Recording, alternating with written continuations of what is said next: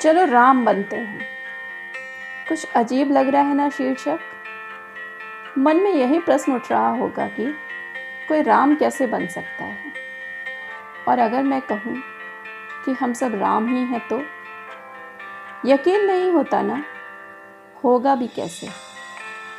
हमने हमेशा राम को स्वयं से पृथक रखकर जो देखा है, हमने राम को मंदिर में स्थापित किया और हम स्वयं उनके भक्त बनकर उनकी पूजा अर्चना करते रहे। कभी सपने में भी नहीं सोचा कि हम जिसकी पूजा कर रहे हैं वे हम स्वयं हैं। हम सभी राम हैं यह सिद्ध करने के लिए कई तर्क हैं मेरे पास। कौन से तर्क, कैसे हम सभी राम हैं, आइए देखते हैं।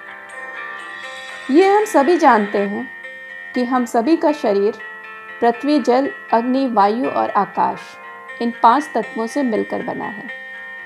अर्थात हम सभी के शरीर बनने में जो पदार्थ प्रयुक्त हुए हैं वे एक से हैं। मतलब हम सभी के बनने में मूलभूत पदार्थ एक ही हैं। तो जब राम ने इस धरती पर शरीर धारण किया था, उनका शरीर भी हमारे समान ही इन्हीं 5 तत्वों से मिलकर बना था।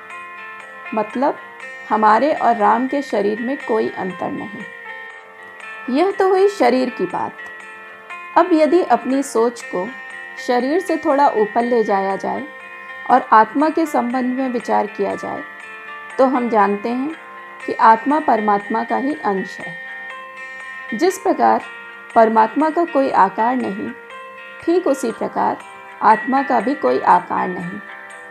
आत्मा परमात्मा से जुड़कर ही शक्ति प्राप्त करती है और उस परमात्मा की शक्ति से ही शरीर को संचालित करती है।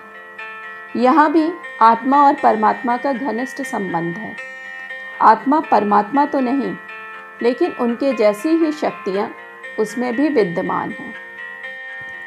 ये दोनों तर्क यदि आपके गले से न उतरे हों, तो मेरे पास एक तीसरा तर्क भी है, और वह यह कि रामचरितमानस के रचयिता तुलसीदास जी ने एक सूत्र में बताया है कि हमारे नाम के अंत में राम ही हैं। वह सूत्र कुछ इस प्रकार है। नाम चतुर्गुण पंच तत्व मिलन, तासाम द्विगुण प्रमाण, तुलसी अष्ट सौभाग्य, अंत में शेष राम ही राम। अर्थात आपका नाम चाहे जो कुछ हो, जो कुछ मतलब जो कुछ, उसके अक्षरों को गिनकर उसमें 4 से गुणा कर दीजिए। जो परिणाम निकले उसमें 5 जोड़ दीजिए। अब जो संख्या आए उसे दुगना कर दीजिए और अब जो संख्या मिली उसे 8 से विभाजित कर दीजिए। देखिए शेष 2 बचेगा और यही 2 अक्षरों का नाम ही राम है। हमारा नाम पूर्णतः मिट जाने के बाद भी अगर कुछ शेष रह जाता है तो वह राम ही है। इस पर भी यदि आप संतुष्ट न हुए हों और स्वयं को राम कहने में आपको झिझक हो, तो एक और तर्क भी है, और वह यह है कि अब तक आपने स्वयं को बहुत कुछ मान रखा है। हर वह कुछ जो आप वास्तव में नहीं हैं, उन सब का स्टिकर लगाकर आप घूम रहे हैं। तो फिर क्या फ़र्क पड़ेगा यदि आप अपने ऊपर एक और स्टिकर राम का लगा लेंगे। जो हम नहीं हैं उसे स्वयं को मान लेना और उसके अहम में पूरा जीवन बिता देना, यह हमें बखूबी आता है। जब हम इतना कुछ स्वयं को मान ही चुके हैं, तो चलिए इस बार स्वयं को राम मान कर देखें।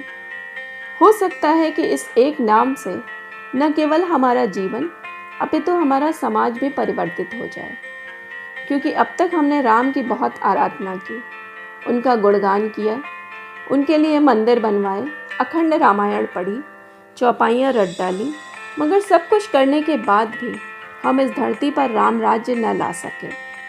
अपने आसपास आज कहीं भी देख लीजिए, अव्यवस्था अपने चरम पर ही मिलेगी।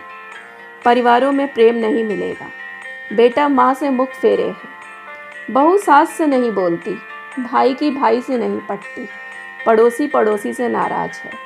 और इसके बाद भी हमारी चाहत है कि यह धरती स्वर्ग बन जाए, यहाँ फिर से राम राज्य आ जाए।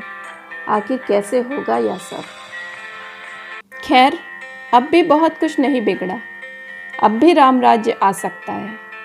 बस करना इतना है कि अब दूसरों से अपेक्षा करने की बजाय स्वयं ही यह बीड़ा उठाना है। अब स्वयं ही यह जिम्मेदारी लेनी है। ना, घबराइए मत। बहुत मुश्किल काम नहीं है यह, बस थोड़ा सा ध्यान देने की ज़रूरत है। आप जहाँ हैं, जिस कार्य क्षेत्र में हैं, वहीं रहकर थोड़ा ध्यान रखना है, थोड़ा सा प्रयास करना है। कैसे? आइए बताती हूँ। सबसे पहला प्रयास, आज से, अभी से स्वयं को समझिए कि आप राम हैं। अब आप कहेंगे कि यह तो सरासर झूठ है, क्योंकि आप राम नहीं हैं। तो इसके लिए मैंने पहले ही तर्क दे दिए हैं। फिर भी यदि आपका मन स्वयं को राम नहीं स्वीकार कर पा रहा है, तो उसे समझाइए कि राम घट घट के वासी हैं, राम हर हृदय में विराजमान हैं, और हम आत्माएं उस परमात्मा का ही तो अंश हैं। अर्थात हम सभी में राम आंशिक रूप से उपस्थित हैं। अब उस आंशिक रूप को यदि पूर्ण रूप दे देने से हमारे आसपास चहुं ओर शांति आ जाए, तो फिर स्वयं को राम समझ लेना अनुचित तो नहीं है। एक बार स्वयं को सोच कर तो देखिए कि मैं राम हूँ। इतनी सी बात सोचने से ही देखिए कैसी दिव्य अनुभूति होती है। जब सोचने से ही इतना अच्छा लगने लगता है, तो जरा सोचिए कि जब हर कर्म करते समय यह याद रहने लगे कि मैं राम हूँ, तो कैसा लगेगा। अद्भुत, अतुलनीय अनुभव की अनुभूति। जब भी किसी पर गुस्सा आए, तो जरा ठहर कर सोचिए, यहाँ आपकी जगह राम होते तो कैसा व्यवहार करते। माता पिता के साथ, पत्नी के साथ, भाई के साथ, पड़ोसी के साथ, सेवक के साथ राम कैसा व्यवहार करते। हर परिस्थिति में स्वयं को राम समझते हुए यदि व्यवहार करने लगेंगे, तो फिर न ही कभी किसी पर क्रोध आएगा और न ही किसी से ईर्ष्या होगी। गलत विचार तो कल्पना में भी नहीं आएंगे, और यदि आए तो स्वयं को बस इतना याद दिला दीजिए कि आप राम हैं। यह स्वयं को राम समझ लेने का अर्थ यह कदापि नहीं है कि आप किसी एक धर्म विशेष के भगवान से अपनी तुलना कर रहे हैं, क्योंकि राम का अर्थ केवल हिंदुओं के भगवान श्री राम नहीं है। राम का अर्थ है मर्यादा, राम का अर्थ है प्रेम, राम का अर्थ है कर्तव्य, राम का अर्थ है समर्पण, राम का अर्थ है आदर्श, राम का अर्थ है सबके प्रति सहानुभूति, राम का अर्थ है अगाध शांति। जब भी आप स्वयं को याद दिलाएंगे कि आप राम हैं, तो आप में मर्यादा, प्रेम, कर्तव्य, समर्पण, आदर्श, सहानुभूति और शांति के भाव स्वतः ही जागृत हो जाएंगे। और ये भाव तब तक जागृत रहेंगे जब तक आप स्वयं को राम मानते रहेंगे।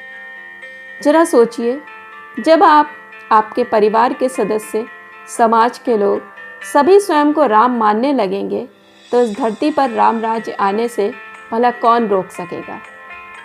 मानती हूँ कि संपूर्ण समाज में राम राज्य आने में समय लगेगा, लेकिन हम स्वयं की जिम्मेदारी लेकर स्वयं के परिवार में तो राम राज्य ला ही सकते हैं, और उससे भी पहले हम स्वयं के राजा तो बन ही सकते हैं। आज हमारी सभी इंद्रियां हमारा कहना नहीं मानती, और सबसे बड़ी बात तो यह है कि हमारा मन ही हमारे वश में नहीं है। हम अपनी इंद्रियों के, अपने मन के गुलाम बनकर रह गए हैं। इतना कुछ हो जाने के बाद भी अगर हम खुश होते, हमारी आत्मा तृप्त होती, तो एक अलग बात थी।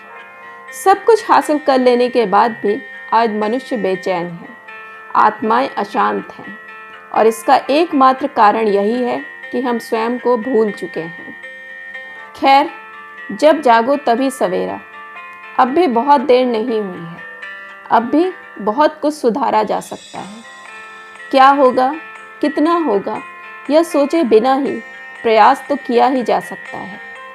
और एक बात तो पूरी गारंटी के साथ कही जा सकती है कि अगर आज आप अपने आप को, अपने स्वभाव को मान लीजिए 10 अंक देते हैं, तो स्वयं को राम समझने के बाद आपके ये अंक 10 से 11 ही होंगे, 9 कभी नहीं होंगे। इसलिए स्वयं को राम समझिए, प्रयास कीजिए और धरती पर राम राज्य लाने में अपना योगदान दीजिए। जय श्री राम।